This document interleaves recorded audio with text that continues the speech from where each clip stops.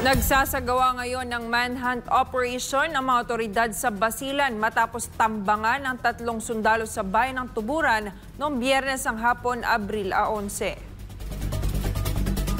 Ayon sa 18th Infantry Battalion, nasawi sa insidente sina Sergeant Raymark Bation at Corporal Jordan Dakipel, habang sugatan naman si Corporal Richie V. Flores na kasalukuyang ginagamot sa ospital. Pauwi sana ang mga sundalo mula sa Dugaa Patrol Base at papunta sa kanilang command post sa Barangay Lahi-Lahi, sakay ng 2 motorsiklo nang pagbabarilin sila ng hindi pa nakikilalang mga salarin sa bahagi ng Barangay Dugaa.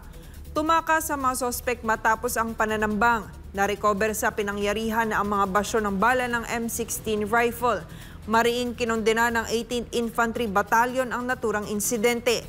Nagpaabot din sila ng taus-pusong pakikiramay sa mga pamilya ng mga nasawing sundalo at tiniyak ang buong suporta ng kanilang hanay.